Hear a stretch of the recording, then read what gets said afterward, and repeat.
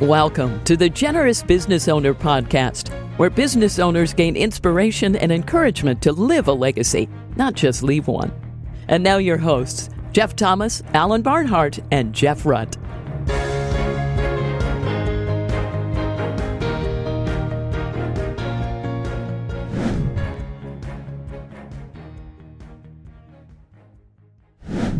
Welcome, everybody, to this week's Generous Business Owner Podcast. My name is Jeff Thomas, and we have a very special guest with us this week, Jeff Latture.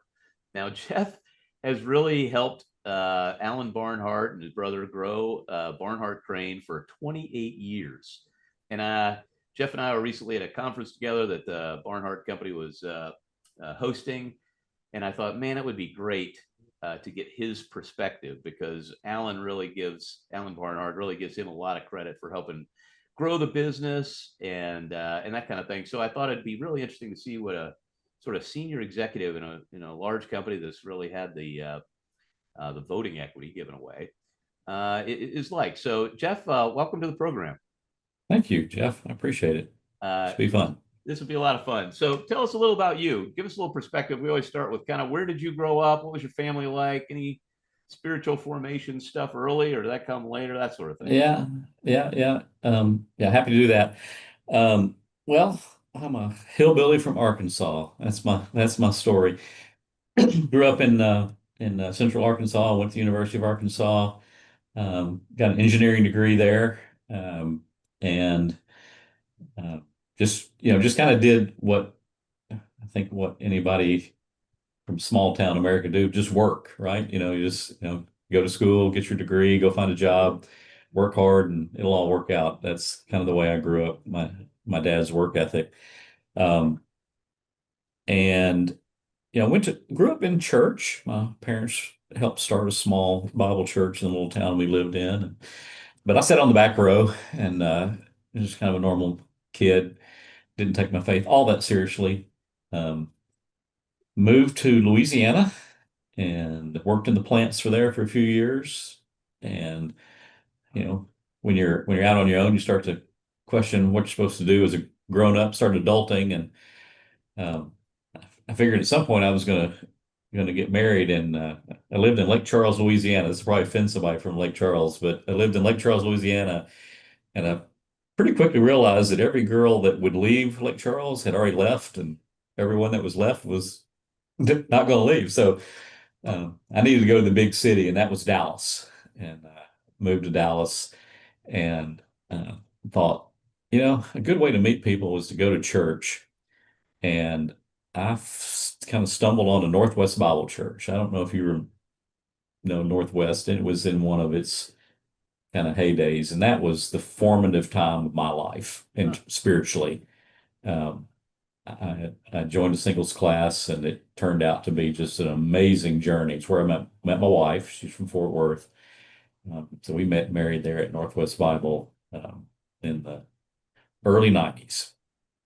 And where were you working in Dallas? Worked for a company called Air Products and Chemicals, a big global chemical company, publicly traded chemical company.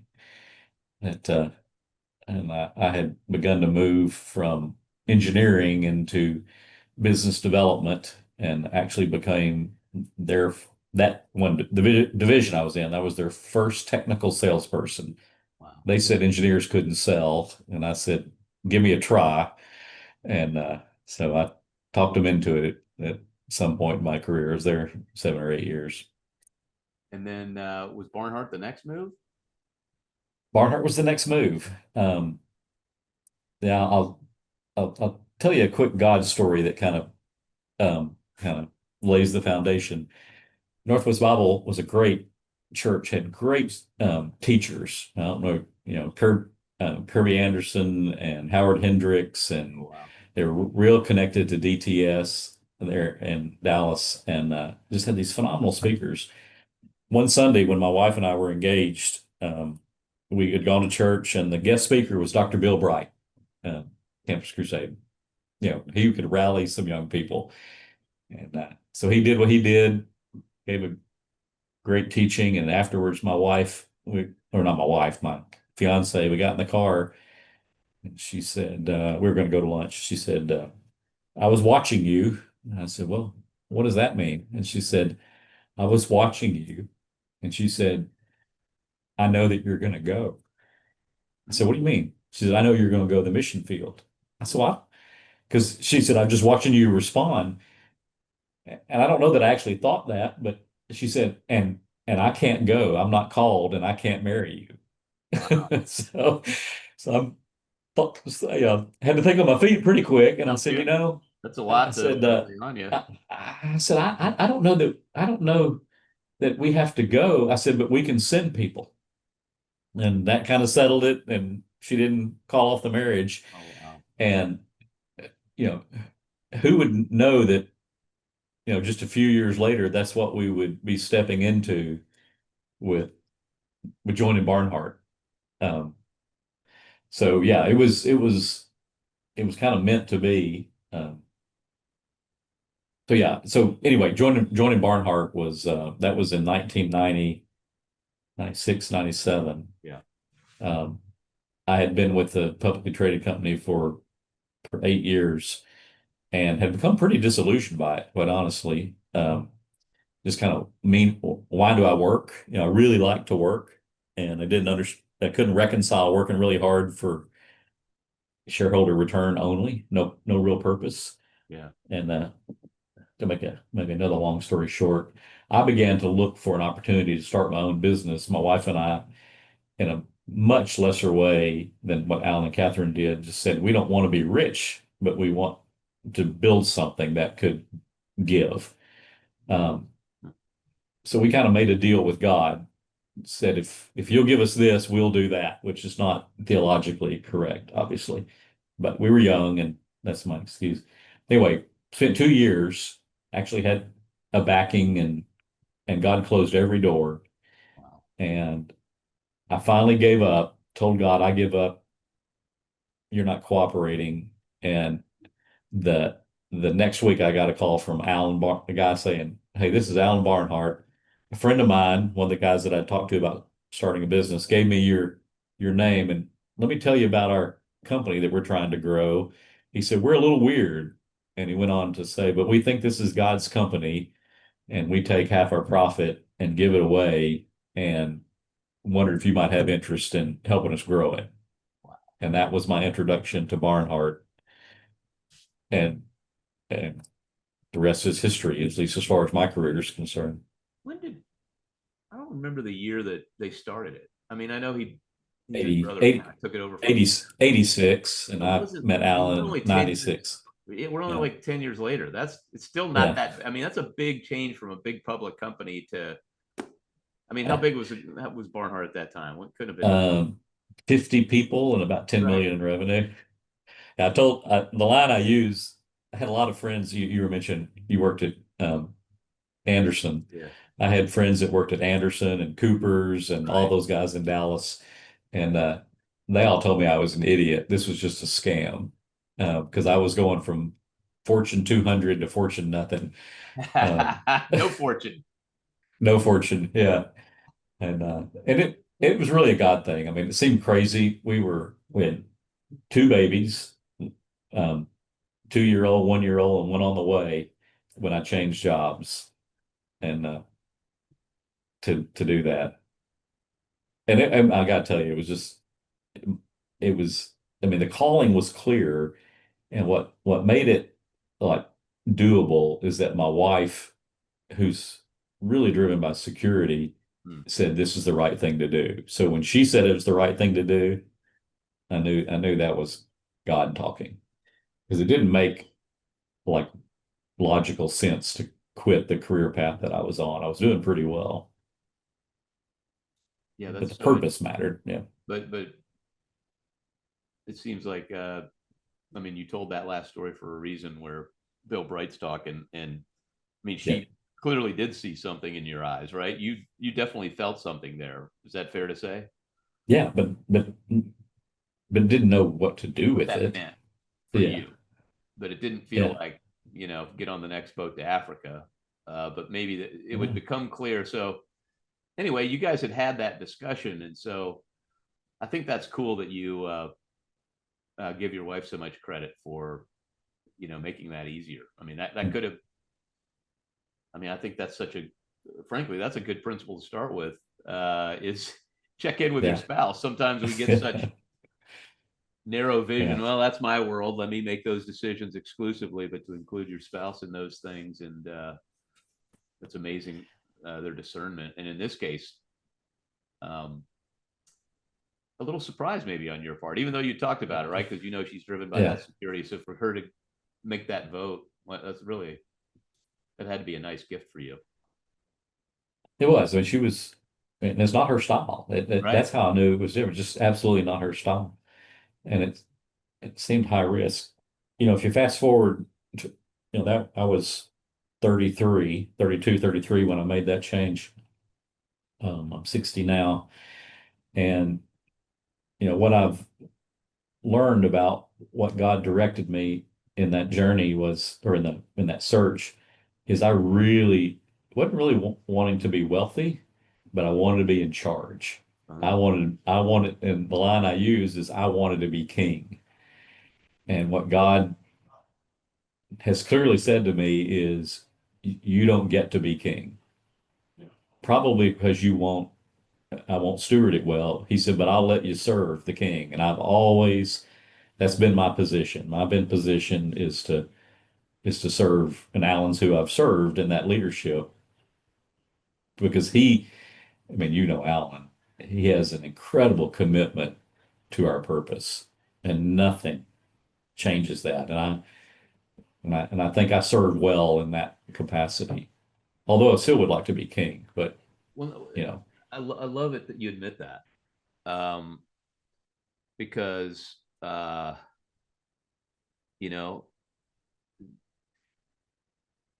anyway, God gives us the things that He knows are best for us, right? Not necessarily the things in our flesh we desire. I find that to be so, but it's always the healthiest. He's not holding you back, and then you've had you helped take it. What was the revenue? You said 50 people, and how much revenue ballpark? We were doing 10. Yeah. And now, upwards maybe 800, maybe more than that. It will probably be around 800 for Barnhart. Of course, now we have the Kingdom Companies group with our whole group of businesses, which, that'll push 1.5 with the group.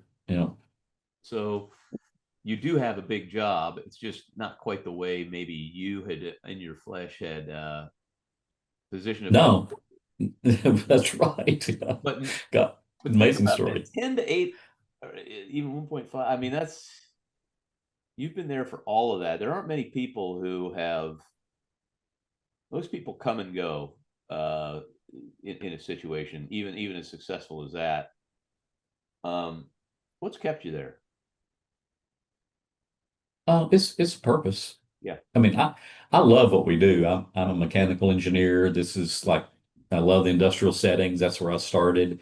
So the work is just a lot of fun, problem solving, a lot of innovation. So I love what we do, but it's the why we do it. One of the things, you get our age, you have a whole bunch of lines you use, but so one of the lines I say is I've learned the vast majority about what I know about world mission at work versus at church.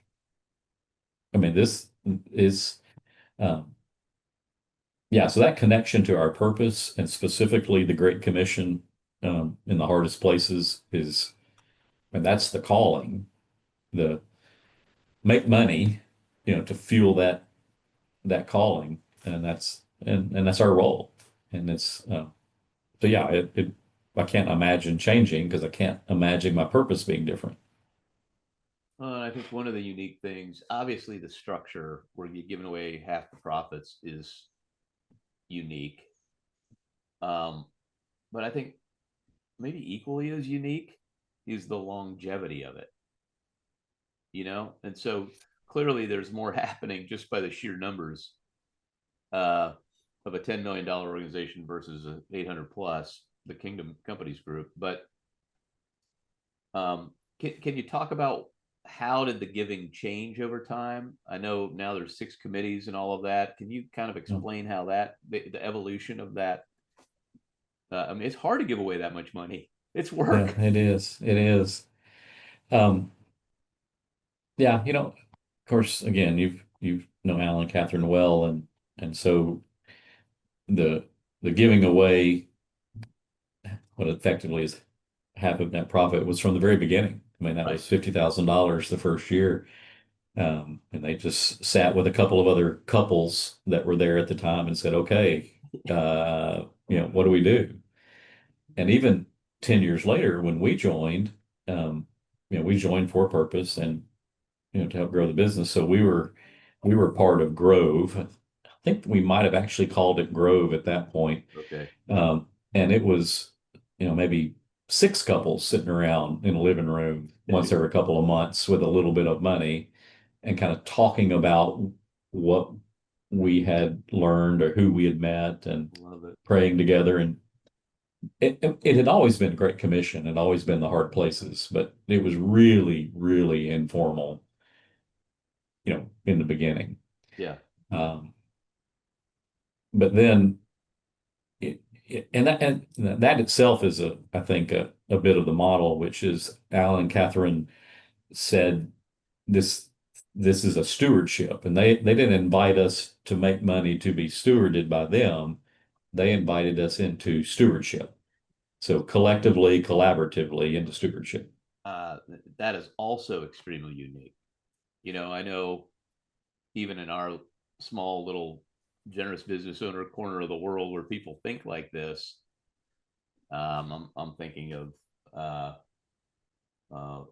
one guy in particular where he tried to share kind of the giving with a group at the company, and he didn't like the way they did it, so he kind of took it back, and his family really does it. And I don't know that it's right or wrong. It's just kind of the thought process and whatever God tells you to do. But I think that is super unique at Mhm. Barnhart. That it's six committees now, right, with all different regions of the world. Do you mind painting a Yeah. picture of what it looks like today? What does Grove look like today? Yeah. So fast forward to today. So back then, let's say there were maybe a dozen of us doing it together. It's not vastly bigger, but there are about 50 or 60 people that and this is for the international grant making. So the the majority of our money, our giving goes overseas to the places where the gospel hasn't reached or has the church has a hard time surviving. That's what we choose to do. A little bit in the vein of we like to do hard things in our business. This is a hard thing in giving. So that's what we've chosen as our mission. Um, so those 50, 60 people are dividing into teams. So you'll hear community over and over in this conversation, community and collaboration. So each team has a focus area. And for us, that's some geographic and sector. So geographic is India, Southeast Asia, Middle East, and West Africa. And that's, the 1040 window. Not many people use that term much anymore, but, um, where the majority of the unreached people exist between the 10th and 40th parallel.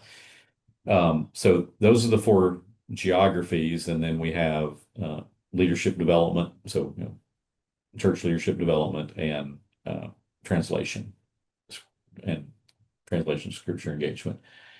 So those are so we operate in teams, and those teams together focus on the Great Commission or their sector, uh, and do that together. And then they build relationships and travel and talk to other funders and learn together, meet together, pray together. And then once a year, they bring effectively a portfolio, request to the board. Um, and the board are also some of the champions, but so we have a board of about 10 people. Um, and the board and the team presents to the board, and we discuss and discern and typically approve most of what the team asks for. And we just do that throughout the year, kind of always every quarter considering another team, one or two teams. So Yeah.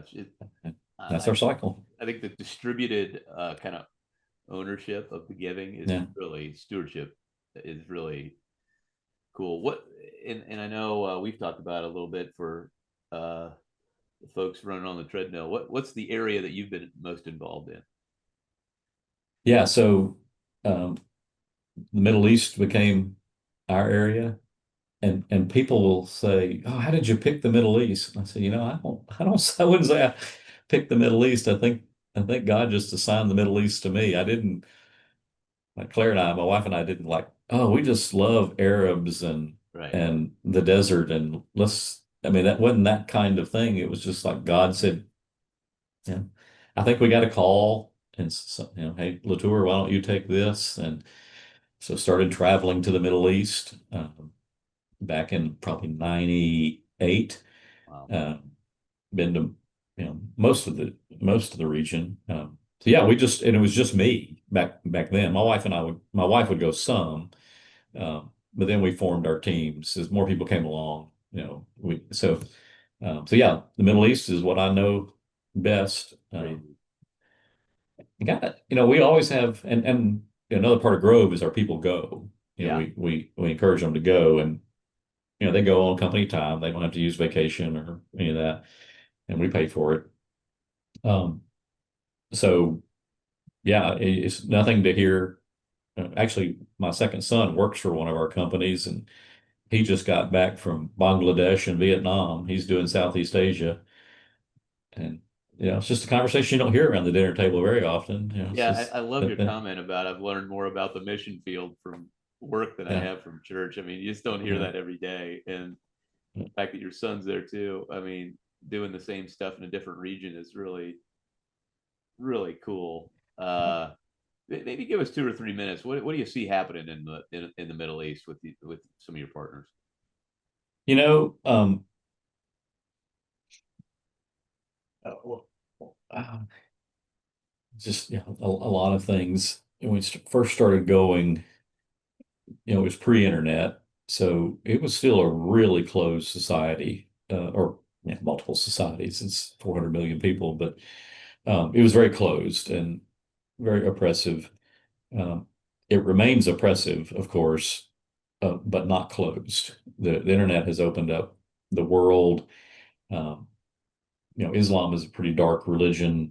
And, you're trapped in it, and even the governments keep you trapped. It's just a tough environment, but with God's moving. A lot of Muslims, don't go straight to Christianity. They go to, they become atheists or Oh, agnostics or really? just, yeah.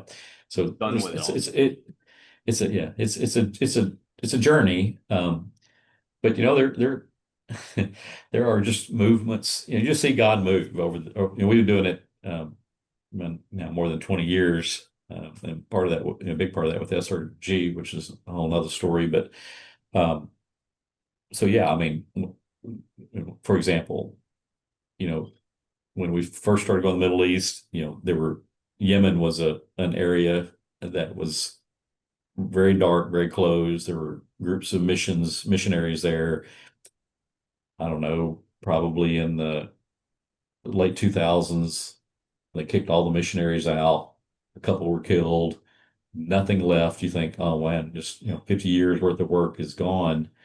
And then now, there were some converts, and there's a Yemeni church with maybe 10 or 20,000 committed believers, Wow. networked.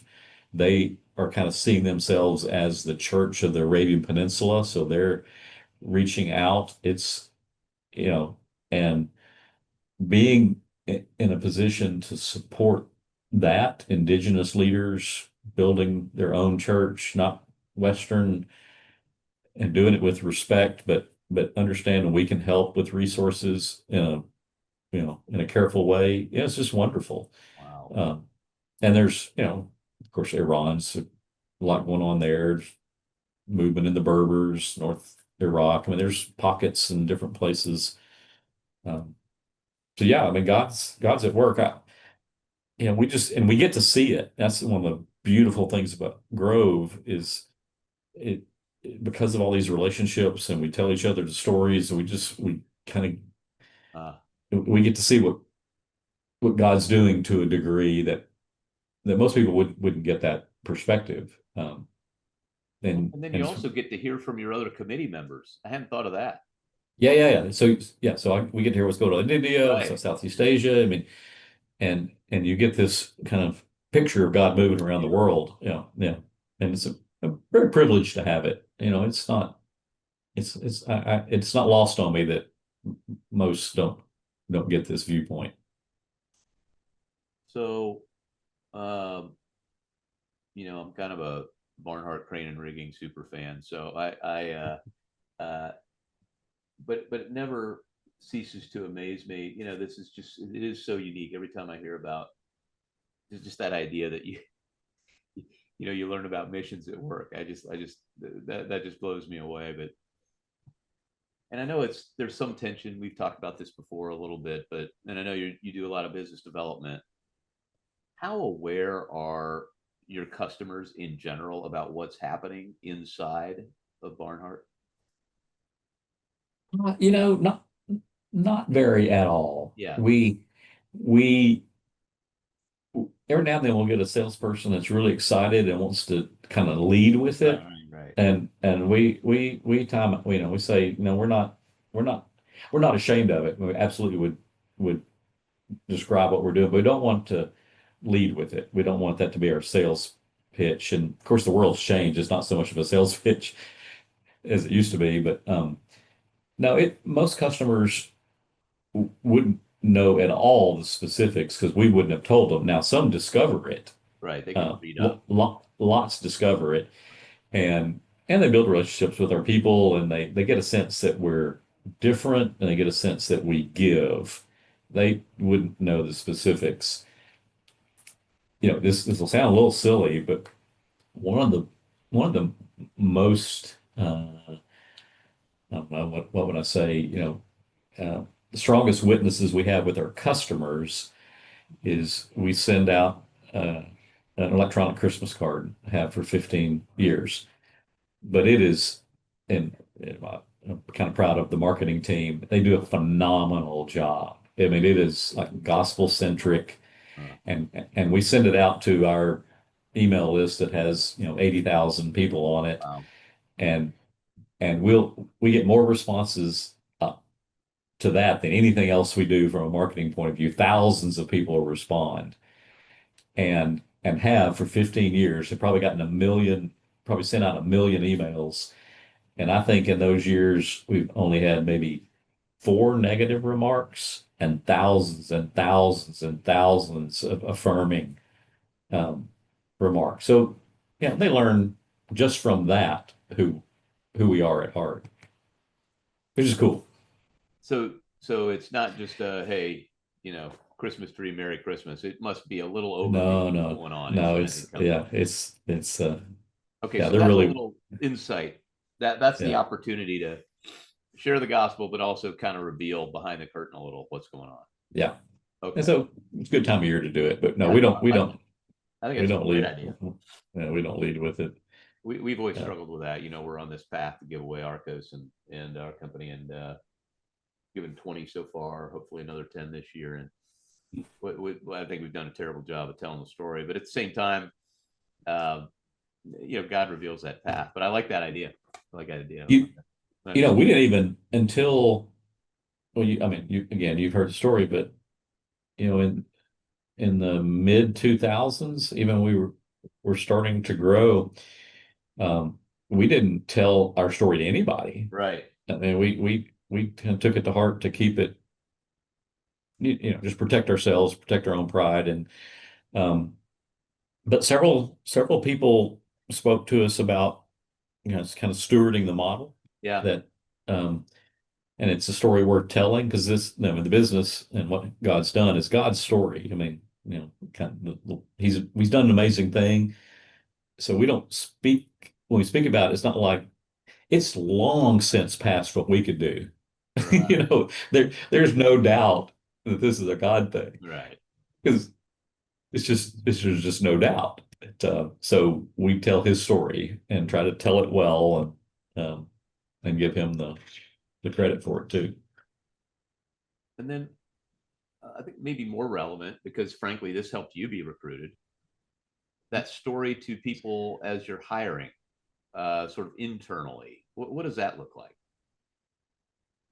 when you're talking to recruits? When we so we don't hide it. We Yeah. if you look at our purpose statement, it's on the website, it's clear. We're and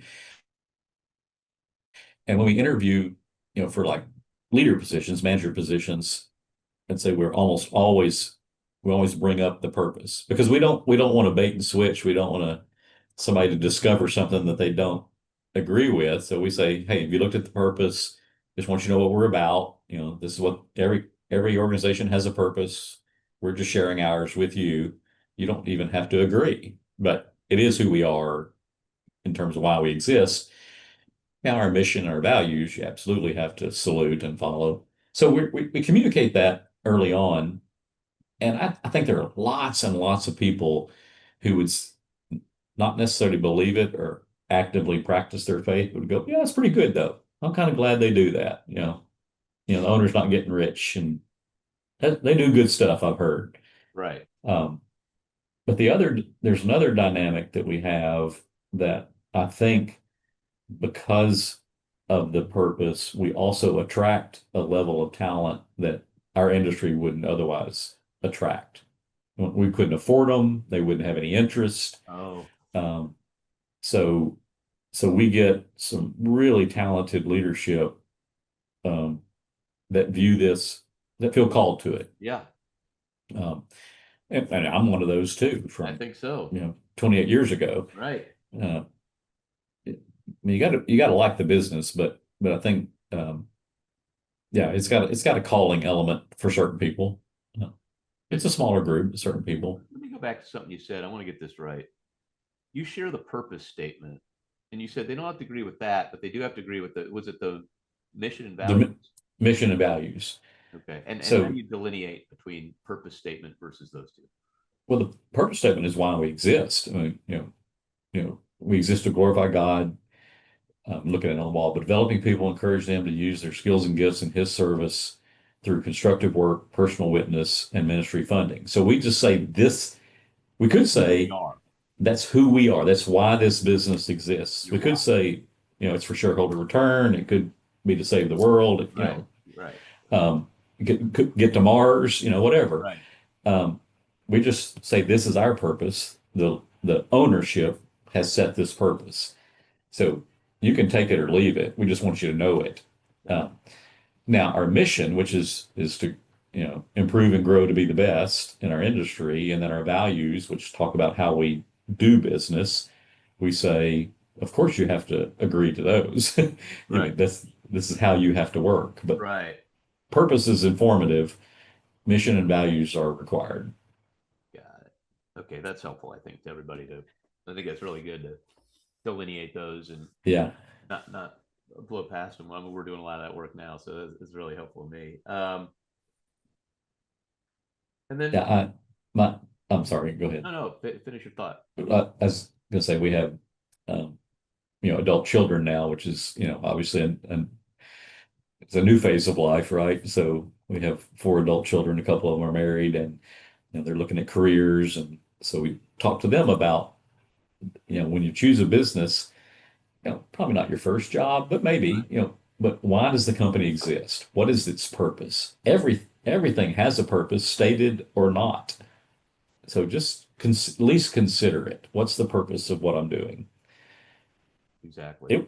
It was my midlife crisis. That's what sent me looking, is that I couldn't reconcile working really that hard with Without a more you know, meaningful purpose. with a more, yeah. And that's not for everybody. I mean, No, that no, was no. my calling. But yeah. Give us a minute or two on the kingdom companies, if you don't mind, because there are others who have kind of come around that like this model and are kind of sharing in it. So I know you're a big part of that. So you mind Yeah. tell us a little more about that?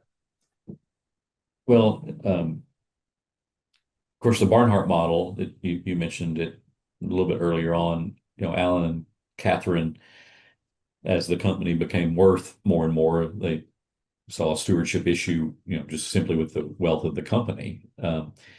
And through a series of conversations and actions, the company has been completely given away. So 99% of shares sit in a trust, the voting shares sit in another trust, and the voting shares protect the purpose. That's their job. Exactly. Well said. And so we're 100% given away. And so that's an ownership model that we've chosen. And then we have a stewardship model that, we discuss, which is it was taking a large percentage of our earnings and putting them in a pool and giving them away collaboratively. So it was just Barnhart Crane Rigging. And along the way, we've kind of spun out a company and we purchased a company. And so then we had a couple of companies that we considered in the family. We about 5 or 6 years ago, we kind of formalized that family and called it the Kingdom Companies Group. So today, that is 6 or 7 companies, maybe probably six going on seven, that that are all independent, corporations for profit that have full team, a board, but have all followed the model of giving the company away, so held in trust, stewarded all by the same trustees, and pool their resources to give together. So Grove isn't just Barnhart; it's DCI and SSI and Barnhart Energy and all the other companies. So that's our community, and we pool our resources from that community of companies, and we share capital, and we share best practices, and people will move from one to the other when there's just big need. So it's it's kind of like our own C12 with the CEOs with shared resources Yeah. and all accountable to the same trustees. That's amazing. So what I didn't know, I forgot about those sort of spin-offs and the companies you'd bought. Because there are a couple that have also just chosen to associate, right? That Barnhart didn't necessarily purchase or spin. Is that correct? yeah, they've kind of come in different ways, but yeah, so I mean, not all of them are crane companies. So we have a couple of conveyor companies. We now have a janitorial services company. We have a conveyor servicing company. So yeah, and I think we're to the point, more than I think, that others could come in, either gifted or we buy them in, or some combo. The unique structure about it is that, so we have the trustees, Right. and the trustees um, and every company has a board, and then every company has a CEO, and that's the way the authority goes. So the trustees can fire the boards. Okay. That I mean, it had to be dramatic, but our ultimate stewardship is that group of trustees, which have no wealth motivation. Right. There's no money there for them. They're just voting the shares or voting the purpose. So cool. Yeah. I think it's a model that's going to grow. So we're going to try to help tell that story more. But well, as we wrap up, it's just so fun to talk to you about this. One thing that I think it's on their mind, so I'm going to go ahead and ask it. And I know Alan's been clear in groups about this, but because obviously he sets his salary at a very low level, but he says, I don't expect everybody else to do that. So you want to just spend a minute on that? Like, Yeah, sure. Compensation for everybody. It's not like you got to sign a vow of poverty to work there. No, no, not at all. I always joke. One of our guys says one of Alan's attributes is he has the lowest need for creature comforts of any human on earth. Exactly. And so he definitely has a calling, and I think it's a great calling, and it's why he does what he does. But no, So there's Alan, then there's the rest of the executives, and then there's kind of the everybody Right. else. The the everybody else, which is really, VPs and down. I mean, the market sets their value.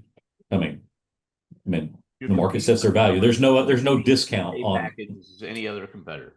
Yeah, we don't discount them. I mean, we have great 401k. We have, long-term money for them. We have benefits. It's all, top notch. Um, for a handful of the executives, we've theoretically capped our total comp. And so, I'm an executive VP of a, $800 million company. You know, I guess I could go sell that to somebody and make a couple $1 million comp package. Maybe. I'm probably not that smart, but I'd like to think that. And we just don't do that. We stop short of that. And but it's no vow of poverty. I mean, it's still a market wage. It just doesn't have all those big stock perks and big cash bonuses. But we pay bonuses, we pay long-term incentives. Like, hey Jeff, my house is paid for. I paid for all my kids to go to college. We live an upper middle class lifestyle. We we have everything we need. Now, what we do have to do is say no sometimes. Right. There's this boat that I want that, it just doesn't make sense. I can't do it. I have to have the little boat. I can't have the big boat, Right, right. I like that So you acknowledge that, though. It's like even Catherine, right, in one of those interviews, yeah. when Alan said, we haven't missed out on any other good stuff. She goes, "Well, I missed out on a little bit of Yeah, it." yeah, a few of them, but not many. No, it's God's been very good to us. Better than I would have ever imagined, and it's no vow of poverty. Alan, and even Alan, he he doesn't take much salary now, because he doesn't need to. He took more at one time when he had a bunch of kids at home, um and and the business has, perks, and there's real estate, there's bits and pieces. I mean, Alan is truly Alan. He doesn't need much and doesn't take much. And but everyone else, we do fine. It's not crazy. Thanks for answering that. I just think there may be a misconception that you have to take some, but vow of poverty to work there. I do think the financial finish line is a valid principle. Yeah, good. Just how much is enough? I mean, those are the three questions we always try to ask people: is like, how much enough for you, how much enough for the kids, and what do you do with the rest? And Yeah, you've done a good job answering that. Alan's done a good job answering that. But I think asking the real owner, God, yeah, those questions is a good practice. They're not yeah, for me to spout them, not easy to answer them. yeah, And there's only yeah. But you have to have the discussion. You what's should have that? the discussion. You Have should have the discussion with the owner. Yeah, exactly, and no two are exactly the same. that's right. So don't feel like you gotta, somebody listening's got to do it your way or Alan's way. It might be something else. So That's right.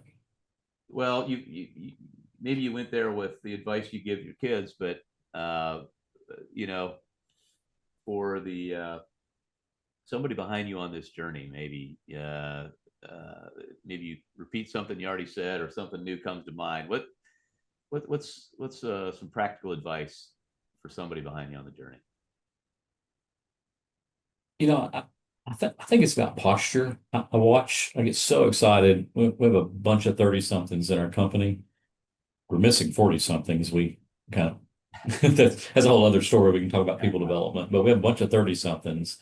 And a lot of these young people have their head on straight. I mean, they're really thinking about, what's my role as a steward, both at home and at work, and how to fulfill my calling, and where the company fits in and they align. It's just really beautiful to watch them. And and they just thought about it. Yeah. I mean, that's all that I ask people to do is just think about it. You've already said it, God will give different answers, to different people, but one answer will always be the same if you talk to him. It is his. Right. And so I think that's a discussion, but young people are very talented, and they can build great things for God. Yeah, And you're onto something. It's not something I know a lot about. Of course, we're hearing about it from Barna and others that that generation is they're open to sort of spiritual discussions. They're looking at more, having purpose at work and that sort of thing. We're having great success in that same kind of age category, and kudos to them for thinking that way earlier than I did, shall I say? Probably. Yeah, well, that's what's exciting is exactly. So so it's good. Look for that purpose statement before you take the job, especially as you get that second and third one, and you have a little more control over your future. That's right. Yep, that alignment. I love that advice. Well, Jeff, can't thank you enough for being with us today. It's been a real joy. Well, it's great. Yeah, I appreciate you inviting me on. It's a fun conversation. Thanks for being on, and thanks everybody for joining us. Share it with a friend, subscribe. See you next week.